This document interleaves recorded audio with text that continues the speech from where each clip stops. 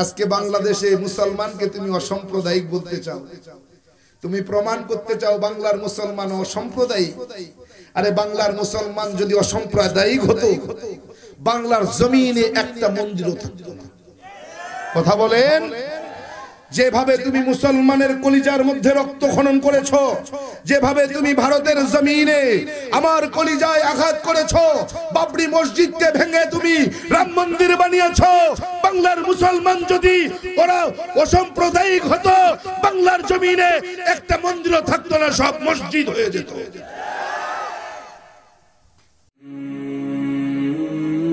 সময়ের দৃষ্টি কুরআন ও সুন্নাহর কথা বলে। খেয়াল করতে হবে যে এই বাবরি মসজিদের নিচে তুমি রাম মন্দির পাইলে, তুমি সেই বাবরি মসজিদের ইতিহাস জানো? এই অমুসলিম আমার ভাইয়েরা শোনো, বাবরি মসজিদের ইতিহাস আমি বলছি, তুমি তো জানো না। শোনো আমার কাছে, বাবরি মসজিদ তো স্থাপিত হয়েছিল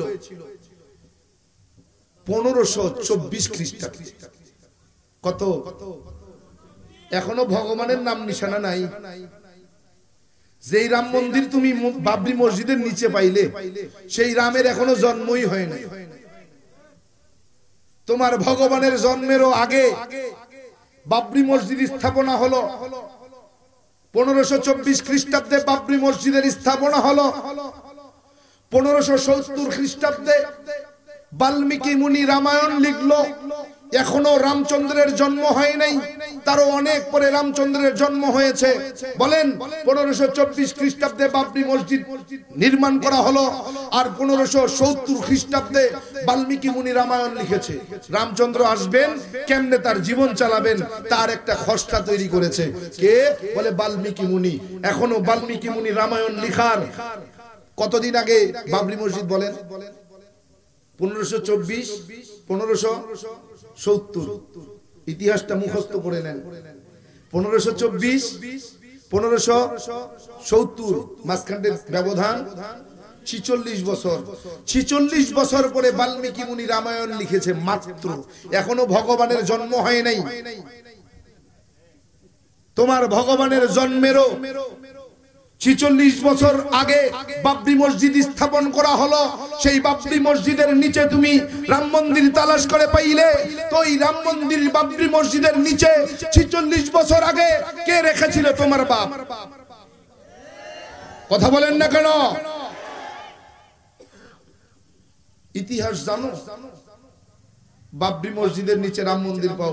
আমরাও তো বাংলার মুসলমান বলতে পারি, ঢাকেশ্বরী মন্দিরের নিচে ঈদগাহ ছিল, মসজিদ ছিল।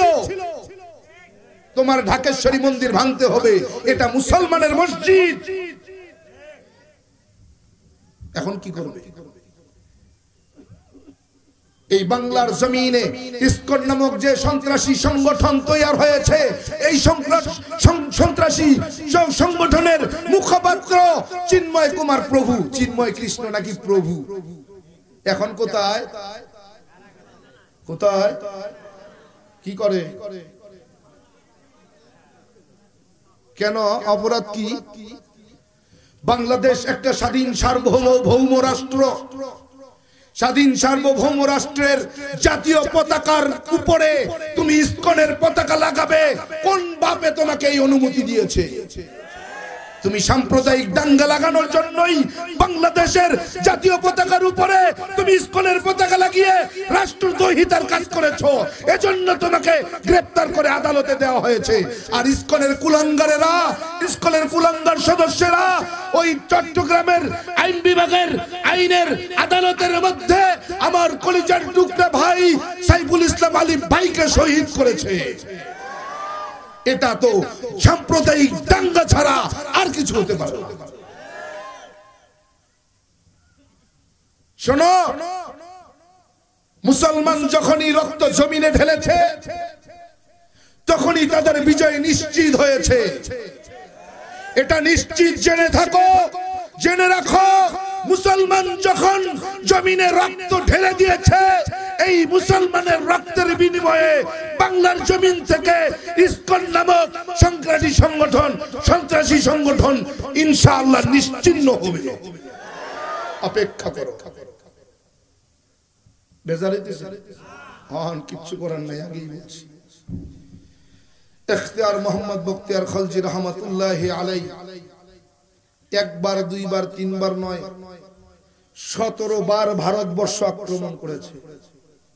এই হিন্দুস্তান 550 বছর শুধু মুসলমানরাই নেতৃত্ব দিয়েছে, কর্তৃত্ব করেছে, শাসন করেছে। দুই একদিন নয়, 550 বছর মুসলমান রাজত্ব করেছে। ইনশাআল্লাহ তাআলা আবারও সেই মুসলমান হিন্দুস্তানকে নেতৃত্ব দিবে, কর্তৃত্ব করবে, আবারও মুসলমানই ওই হিন্দুস্তানের রাজত্ব করবে ইনশাআল্লাহ।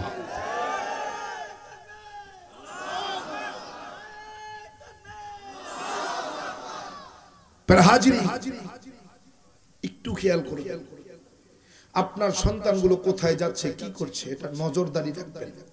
কারণ আমি সহজ একটা কথা বলে যাই, আপনি যদি আপনার সন্তানগুলোকে নজরে রাখতে না পারেন, ইসকনের বিধ্বংসী, ঈমান বিধ্বংসী একটা কাজ, একটা সংগঠন, ইসকনের একটা ডাল যেটার নাম লাভ জিহাদ, এ সম্পর্কে আপনাদের ধারণা আছে? হ্যাঁ, লাভ জিহাদ। এই লাভ জিহাদ কি বলে? ইসকনের ইসলাম বিধ্বংসী বিশাল বড় এক মিশন, যেই মিশনে মুসলমান যুবক আর যুবতীদেরকে তারা প্রেমের প্রলোভন দেখিয়ে বিয়ের ফাঁদে ফেলে মুসলমানের যুবতী যুবকদের চরিত্র নষ্ট করার একটা চক্রান্ত চালাইতেছে। 1862 সালের এক আইন দেখিয়ে ঢাকার জমিনে সুপ্রিম কোর্টে একজন হিন্দু মহিলা অ্যাডভোকেট এই আইনের বলে হিন্দু আর মুসলমানের বিবাহের কাজ করতেছে। ঠিক হিন্দু সন্তানগুলো যখন মুসলমান মেয়েদেরকে প্রেমের ফাঁদে ফেলে দেয়, মেয়েরা যখন তার জন্য উন্মাদ হয়ে যায়, যখন তার বাবা মাকে আর চেনে না, ঠিক সেই সময় যুবকটা তাকে ওই ঢাকার জমিনে সুপ্রিম কোর্টে নিয়ে 1862 সালের আইন দেখিয়ে তারা বিবাহ বন্ধনে আবদ্ধ হয়। ঠিক যুবতীটা যখন সন্তান গর্ভে ধারণ করে, ওই সময় তাকে বাধ্য করা হয়, হয় তুমি হিন্দু হবে, না হলে তোমার জায়গা তুমি খুঁজে নেবে। মুসলমান যুবতীগুলো বাধ্য হয়ে ইসলাম গ্রহণ বাদ দিয়ে, ইসলাম বাদ দিয়ে হিন্দু হতে বাধ্য হয়। আর তখনই তারা ভারতের জমিনে নিয়ে সেই যুবতীকে পাচার করে এবং পতিতালয়ে বিক্রি করে দেয়। এরকম ঘটনা একটা নয়, দুইটা নয়, আমার কাছে এরকম শত শত ঘটনার স্পষ্ট আমার কাছে দলিল আছে। তারা হাজিরি, আমাদেরকে আগে সতর্ক হতে হবে। এই ইসকন নামক বিধ্বংসী সন্ত্রাসী সংগঠন থেকে আমাদেরকে বেঁচে থাকার জন্য আগে আমাদেরকে সতর্ক হতে হবে। আমি নিজেও তাদের নজরদারিতে বন্দী। আমি এটা জানি যে কোনো মুহূর্তে তারা আমাকে তুলে নেবে, কারণ আমি গুনাহগারের হাত দিয়ে তাদের ধর্মের 214 জন কালেমা পড়েছে এ পর্যন্ত। তারা আমাকে এমনি ছেড়ে দেবে? নেত্রকোনার আমার আরেক ভাই মুসলিম ওয়াসেক বিল্লাহ নোমানি, ওয়াসেক বিল্লাহ নোমানি ভাই সেদিন আমাকে বলছিলেন, ভাইয়া খুব সতর্ক, আমি কিন্তু নজরদারির ভিতরে, আমাকে যে কোনো মুহূর্তে তারা তুলে নিতে পারে। আমি বললাম, ভাই একই অবস্থা তো আমারও, যে কোনো মুহূর্তে আমাকেও তো তুলে নিতে পারে। বলে ভাই সতর্ক থাকবেন। আমি ভাই আপনিও সতর্ক থাকবেন, কারণ রব আমাদের দিয়ে দ্বীনের খেদমত দিচ্ছেন, এটা রবের বহুত বড় দয়া। এই দেশে ওলামা একরাম তো কম নাই, কি ঠিক না? আপনাদের এখানকার কৃতি সন্তান মুফতি জুবায়ের সাহেব, যিনি অমুসলিমদের মধ্যে দ্বীনের খেদমত দাওয়াতের কাজ করতেছেন, তিনিও নজরদারিতে আছেন। এই উত্তরবঙ্গটাকে ইসকন, খ্রিস্টিয়ান মিশন এবং কাদিয়ানি নামক এই সংগঠনগুলো ঘিরে রেখেছে। তারা মুসলমানদের ঈমান বিধ্বংসী কাজে লিপ্ত হয়ে গেছে। এজন্য আমাদেরকে সতর্ক থাকতে হবে ভাই।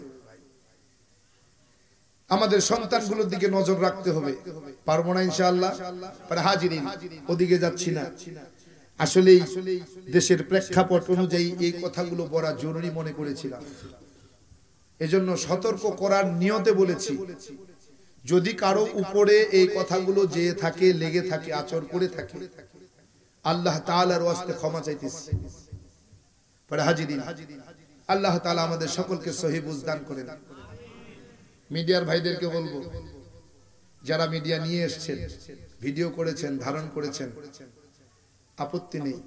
তবে অনুরোধ, আপনার পায়ে হাত দিয়ে বলি, কোন বয়ান কাটছাট করে একজনের সঙ্গে আরেকজনকে মিলাবেন না। বয়ানের মধ্যে ঠিক যেই কথাগুলো আছে, থ্যাম্বনেইলে আপনি সেই কথাটা লিখবেন। কি ঠিক আছে না ইনশাআল্লাহ? কারণ মিডিয়ার কারণে ওলামায়ে কেরামের মধ্যে যত দূরত্ব তৈরি হয়েছে, সম্পূর্ণ মিডিয়ার কারণে। একজনের ছবি নিয়ে এসে এখানে লাগাই দিয়ে ওনার ভিউ বাড়ানোর জন্য লাগাই দিল কি আব্দুর রহমান জামি অমুকের বিরুদ্ধে বলছে, অথচ টোটাল বয়ানে তার নামটা উচ্চারণ হয়। শুধুমাত্র মিডিয়ার ভিউজ পাওয়ার জন্য, মিডিয়াদের ব্যক্তিগত স্বার্থ হাসিলের জন্য ওলামায়ে কেরামের মধ্যে এত দূরত্ব তৈরি হয়েছে। যখন মিডিয়া ছিল না, ওলামায়ে কেরামের মধ্যে এত দূরত্বও ছিল না। সে যেই ঘরানার হোক না কেন আমার ভাই, কি সে যেই ঘরানার হোক না কেন আমার ভাই, সেও কোরআন সুন্নাহর কথা বলে, সেও কোরআন সুন্নাহর কথা বলে, অতএব তারা আমার ভাই। কি ঠিক কিনা? যখনই মিডিয়া ঢুকছে তখনই দূরত্ব তৈরি শুরু হয়েছে। অমুক আমার নামে বললো, আমার তো কিছু বলতে হয়। কি অমুক আমার নামে বলছে, আমার তো কিছু বলতে হয়। এই বলতে বলতে বলতে বলতে ওলামায়ে কেরামের মধ্যে এত দূরত্ব তৈরি হয়েছে। এখন এমন একটা অবস্থা, ঐক্যের কথা বলতেছে কিন্তু ঐক্য করার জন্য তারা এগিয়ে আসছে। কথা বলেন, অমুকের মধ্যে এই সমস্যা, তমুকের মধ্যে এই সমস্যা, তমুকের মধ্যে আরেক সমস্যা, মানে সমস্যার শেষ নাই। বুঝেন নাই? এজন্য মিডিয়ার ভাইদেরকে বলবো, পুরো বয়ান ছাড়বেন, কাটছাট করবেন না, একজন আরেকজনের সঙ্গে দ্বন্দ্ব বাধায় দিবেন না। এটা আমার অনুরোধ, আপনার পায়ে ধরে বলছি। ফের হাজিরিন, রব বলেন আলিফ লাম মিম যালিকাল কিতাবু লা রাইবা ফীহি হুদাল লিল মুত্তাকিন। আল্লাহ তাআলা বলতেছেন আলিফ লাম মিম, যেই হরফের অর্থ কেবলমাত্র শুধুমাত্র একমাত্র জানেন আমার আল্লাহ। কে জানেন? এই অর্থগুলো কেউ জানে না, দুনিয়ার কেউ জানে না। বলে কেন? বলে এই হরফগুলো আল্লাহ তাআলা কোরআনের গুরুত্ব বুঝাবার জন্য, দাম বাড়ানোর জন্য কোরআনের সূরার ভিতরে বিভিন্ন সূরার আগে আগে আল্লাহ তাআলা এরকম সাংকেতিক কোড হিসেবে ব্যবহার করছেন। যেমন ব্যবসায়ীরা তার ব্যবসার খাতিরে বিভিন্ন মালের গায়ে কোড ব্যবহার করে। বলে কেন? বলে ওই কোডগুলোর দ্বারা ওই মালের গুরুত্ব বুঝায়, গুরুত্ব বুঝায়, দাম বুঝায়। দাম বুঝানোর জন্য প্রত্যেকটা মালের গায়ে তারা একটা গোপন কোড ব্যবহার করে। বলে এই মালটা কেনা কত, বিক্রি কত, বিক্রি হলে কত, বিক্রি হলে কত লাভ থাকবে, এই জন্য তারা একটা কোড ব্যবহার করে। রব্বে কারীম কোরআনে কারীমের ভিতরে এরকম গোপন গোপন কোড লাগায় দিয়েছে যেন বেঈমানেরা এই অর্থগুলো না জানে। যদি বেঈমানেরা এই অর্থগুলো জানতো রে, বলে এই কোরআনটাকে তারা কখনোই বিশ্বাস করতো না। এজন্য রব কোরআনে কারীমের বিভিন্ন সূরার আগে আগে জানায়া দেয়, বলে এই গোপন কোড লাগায়া দিছে রে। আলিফ লাম মিম, আলিফ লাম মিম র, তাহা হামিম ইয়াসিন। আল্লাহু আকবার। এই হরফগুলোর কোনো অর্থ হয় না, জানেন শুধুমাত্র কেবলমাত্র একমাত্র আমার আল্লাহ। রালিকাল কিতাব, রব জানায়া দেয় এটাই এমন একটা মহাগ্রন্থ, লা রাইবা ফি, যার মধ্যে কোনো ভুল নাই, সন্দেহ নাই, হুদাল্লিল মুত্তাকিন, এই কোরআনটা তাদের, এই গ্রন্থটা, মহাগ্রন্থটা তাদেরকে রাস্তা দেখাবে, দিক নির্দেশনা দিবে। বলে কিসের দিক নির্দেশনা? বলে ফারিকুন ফিল জান্নাতি ওয়া ফারিকুন ফিস সাইর, বলে দিক নির্দেশনা দিবে, দুইটা দিক নির্দেশনা দিবে। বলে একটা রাস্তা হলো জান্নাতের, কোন কাজ করলে কোন পথে চললে জান্নাতে যাবে, আরেকটা পথ হলো জাহান্নামের, কোন কাজ করলে কোন পথে চললে তুমি জাহান্নামে যাবে। বলে দিক নির্দেশনা দেওয়ার জন্য আল্লাহ তাআলা এত বড় মহাগ্রন্থ আল কোরআন আমাদের জন্য পাঠিয়েছেন। বলেন এই কোরআনের মধ্যে ভুল আছে নাকি? সন্দেহ? দুনিয়ার জমিনে ওই ব্রিটিশ মিউজিয়ামে 1250টা ধর্মগ্রন্থ পাওয়া যায়। 1249টা ধর্মগ্রন্থকে চ্যালেঞ্জ করলাম, যদি কেউ থাকো তাইলে 1250টা ধর্মগ্রন্থের প্রমাণ দাও। বলে এই 1249টা ধর্মগ্রন্থে কোনো ভুল নাই, আমি ভুল করে দিয়া যাব, ভুল বের করে দিয়া যাব, কিন্তু একটা গ্রন্থ নিয়ে চ্যালেঞ্জ করে গেলাম। বলে এমন একটা মহাগ্রন্থ যেটার নাম আল কোরআন, বলে আল কোরআনের চ্যালেঞ্জ করে গেলাম। যদি বান্দা তোমার বুকে বল থাকে কোরআনের ভুল বের করে দেখাও, কোরআনের মধ্যে সন্দেহ দেখায়া দাও। বলে একটা জের, একটা জবর, একটা পেজ, একটা নুক্তার পরিবর্তন দেখাও। যদি তুমি দেখাইতে পারো, কথা দিলাম এই ময়দানে বসে, এই স্টেজে বসে তোমার কাছে হিন্দু ধর্ম মাইনা নিব, খ্রিস্টান ধর্ম মাইনা নিব, বৌদ্ধ ধর্ম মাইনা নিব, আমার ইসলাম চাইরা তোমার ধর্ম গ্রহণ করব। কিন্তু বান্দা চ্যালেঞ্জ গ্রহণ করো, তোমার ধর্মগ্রন্থের যদি আমি ভুল বের কইরা দেই, যদি ভুলটা প্রমাণ কইরা দেখাতে পারি, তুমি ইসলাম গ্রহণ করবা। চ্যালেঞ্জ। আমার থেকে বড় ওলামায়ে কেরাম লাগবে না, তারা আমার ছেড়ে তাজ মাথার মুকুট, তাদেরকে এইখানে আনবো না। আমি আব্দুর রহমান জামি একাই এনাফ তোমার ধর্মগ্রন্থ ভুল বের করার জন্য। আগলাম 1249টা ধর্মগ্রন্থ ওই ব্রিটিশ মিউজিয়ামে কম্পিউটারে দিয়ে দিয়ে দিয়ে দিয়ে দিয়ে দিয়ে গবেষণা করে দেখা গেল 1249টা ধর্মগ্রন্থ, একটা ধর্মগ্রন্থ সঠিক নাই, সবগুলোর মধ্যে ভুল পাওয়া যায়।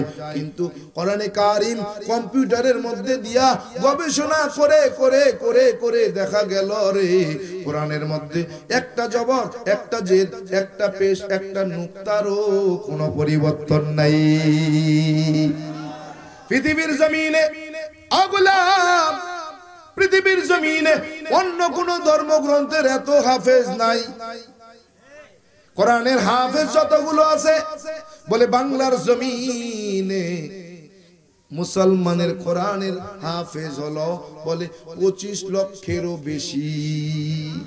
শুধু বাংলাদেশে 25 লক্ষেরও বেশি হাফেজে কোরআন পাওয়া যায়। ওই 1249টা ধর্মগ্রন্থের একজন হাফেজও বর্তমান নাই। চ্যালেঞ্জ দেখায়া দাও। এরে গোলাম, দুনিয়ার জমিনে কোরআনের মতো দামি আর নির্ভুল আর কোন গ্রন্থ নাই। দুনিয়ার জমিনে যত ধর্মগ্রন্থ পাওয়া যায়, যত লেখক, কবি, সাহিত্যিক, দার্শনিক কিতাব লিখেছেন, গ্রন্থ কিতাব লিখেছেন রে, প্রত্যেকটা গ্রন্থের, প্রত্যেকটা কিতাবের শেষের পৃষ্ঠায় তারা তাদের মন্তব্য লিখে দিয়েছেন। আমার লেখনীর মধ্যে যদি কোনো ভুল ত্রুটি থাকে রে, আমাকে জানাইবেন, পরবর্তী সংস্করণে সংশোধন করা হবে। কথা বলেন। প্রত্যেক কিতাবের শেষের পৃষ্ঠায় লিখে দিলেন প্রত্যেক কিতাবের লেখক। কিন্তু এমন একটা কিতাব দুনিয়ার জমিনে আমার আল্লাহ পাঠাইছেন রে, এই কিতাবের নিচে লিখে নাই, পিছে লিখে নাই, বলে কিতাবের শুরুতেই চ্যালেঞ্জ দিয়ে বলছেন এই কিতাবের মধ্যে কোনো ভুল নাই, সন্দেহ নাই। যদি তুমি বাপের বেটা হও, প্রমাণ করে দেখাও, তোমার গোলামি করব সারা জীবন।